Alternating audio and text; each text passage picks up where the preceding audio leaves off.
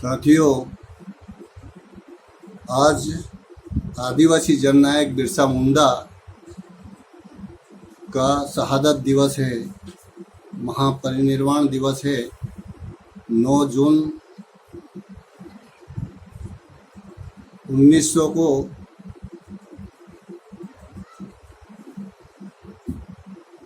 धरती के आबा बिरसा मुंडा का महापरिनिर्वाण हुआ था। बिरसा मुंडा का जन्म 15 नवंबर 1975 को हुआ था। रांची से 42 किलोमीटर दूर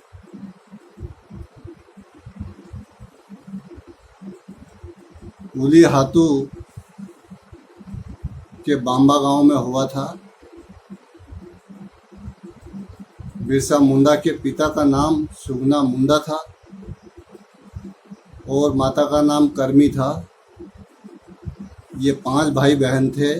बिरसा मुंडा के 2 भाई और थे और 2 बहनें थीं। बिरसा मुंडा के प्राइमरी स्तर की शिक्षा ईसाई मिशनरी स्कूल में संपन्न हुई और माध्यमिक शिक्षा के लिए बिरसा मुंडा चाईबासा के जर्मन मिशन स्कूल में भर्ती हुए। उस दौरान मुंडा सरदारों का भूमि आंदोलन चल रहा था। उस भूमि आंदोलन में ईसाई मिशनरियों ने मुंडा सरदारों से कहा था, वादा किया था कि यदि आप ईसाई बनते हैं तो हम आपकी ज़मीन वापस दिलवा देंगे। लेकिन उन ईसाई मिशनरियों ने वो वादा पूरा नहीं किया और मुंडा सरदारों को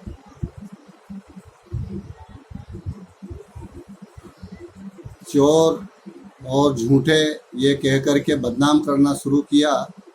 वो बात बिरसा मुंडा को ठीक नहीं लगी। उन्होंने ईसाइयों की तीखी आलोचना की। इस कारण से बिरसा मुंडा को स्कूल से बाहर कर दिया गया। उसके बाद बिरसा मुंडा वैष्णव धर्म यानी हिंदू धर्म के एक व्यक्ति के संपर्क में आए। वहाँ भी उन्होंने कुछ उपदेश हिंदू धर्म के ग्रहण किए और मांसाहार करना छोड़ दिया। इधर ईसाई धर्म की शिक्षा प्राप्त कर रहे थे, हिंदू धर्म की शिक्षा प्राप्त हुई और इधर सरदारों के भूमि आंदोलन का भी प्रभाव। ये तीनों चीज़ों के कारण बिरसा मुंडा का व्यक्तित्व में बहुत विकास हुआ। उनके अंदर बहुत समझदारी बढ़ी। तो स्कूल से निकलने के बाद बिरसा मुंडा ने सरदारों के आंदोलन में सम्मिलित हो गए और सरदारों का विश्वास हासिल कर लिया और फिर उस सरदारों के आंदोलन का नेतृत्व किया। सरदारों का मुख्य रूप से आंदोलन था साथियों भूमि आंदोलन। उनकी ज़मीन जमींदार, बनिए, सूदखोर ये लोग छल कपट के माध्यम से छीन रहे थे और उसी समय अंग्रेजों ने एक वन अधिनियम कानून का निर्माण किया। उसके माध्यम से भी आदिवासियों की ज़मीन छीनी जा रही थी और जंगल को भी संरक्षित किया जा रहा था, जिससे उनके सामने रोजी रोटी की समस्या पैदा हो गई। तो इस कारण से उन आदिवासी सरदारों ने भूमि आंदोलन और जंगल का आंदोलन एक साथ शुरू किया। इधर सूदखोर और इधर ईसाई और हिंदू धर्म के जो लोग हैं वो पाखंडवाद और अंधविश्वास में आदिवासियों का शोषण कर रहे थे, महिलाओं का शोषण कर रहे थे, उसका भी उसके ऊपर असर पड़ा। ये सभी चीज़ों का ध्यान रखते हुए बिरसा मुंडा ने एक नए आदिवासी धर्म का बनाने का विचार किया। उसका बिरसा धर्म का नाम दिया गया। बिरसा मुंडा ने जैसे ही ईसाई धर्म और हिंदू धर्म छोड़ दिया तो भी वहाँ के ईसाइयों को और हिंदू धर्म के लोगों को बुरा लगा। वो जल जंगल ज़मीन का आंदोलन के लिए आदिवासियों को इकट्ठा किया जा रहा था, तो वो भी उनको झटका। तो उन्होंने षड्यंत्र पूर्वक अंग्रेजों से मिलकर के आदिवासी बिरसा मुंडा को 2 बार जेल भिजवाया। एक बार 1995 में जेल भेजा, 2 साल की जेल हुई। उनमें आईपीसी की धारा 505 के तहत उपद्रव के का अपराधी घोषित किया गया।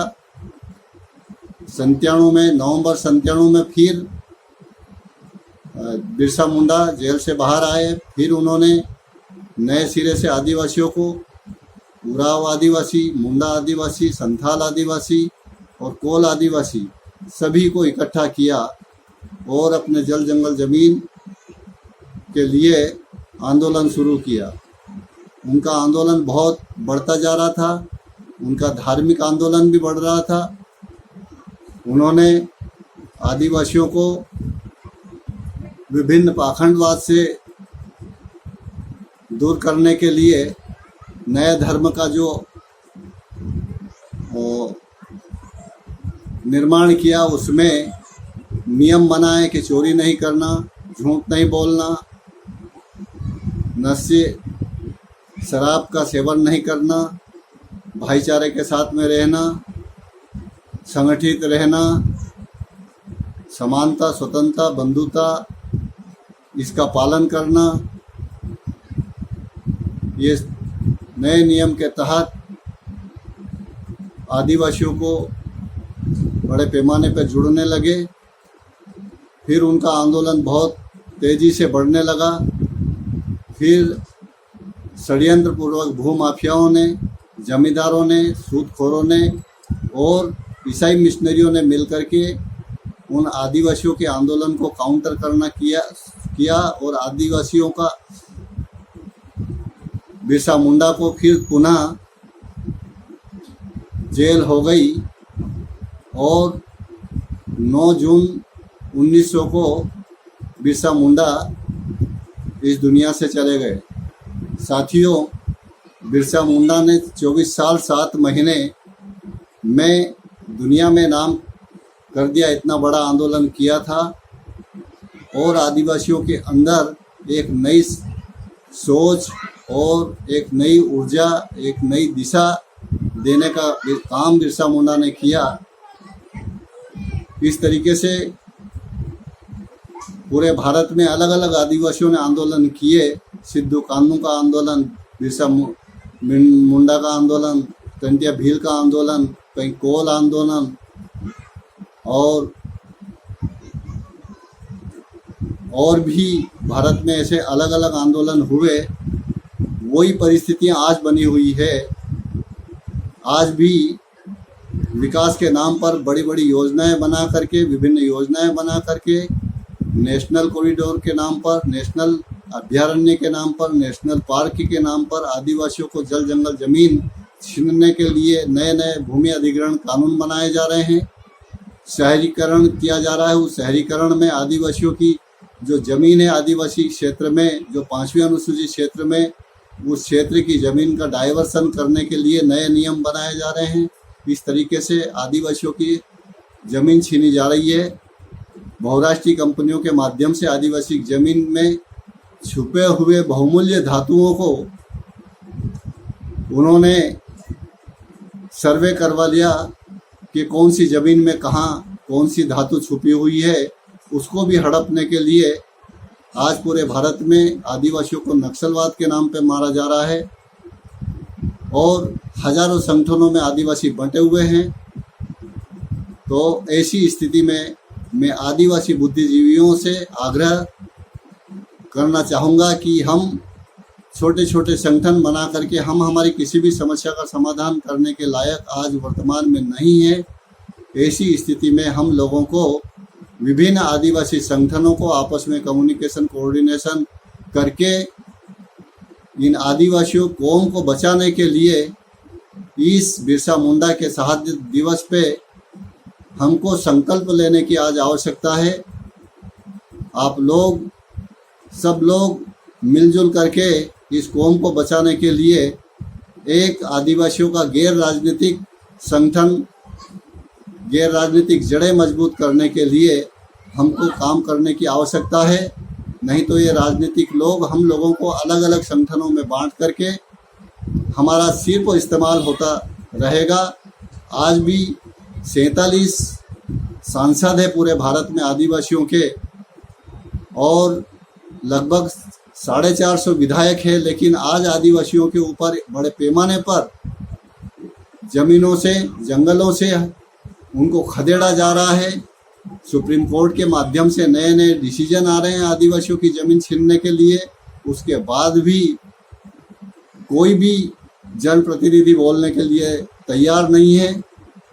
तो साथियों, आज समय है, हमको एकजुट होने की ज़रूरत है और मिलजुल करके ये आदिवासी कौम को बचाने की आवश्यकता है। मैं इसी आशा विश्वास के साथ, उम्मीद के साथ आप लोगों से आग्रह करता हूँ कि बिरसा मुंडा को आज इस शहादत दिवस के ऊपर आप लोग इन महापुरुषों से कुछ प्रेरणा लें और कुछ समझ विकसित करें।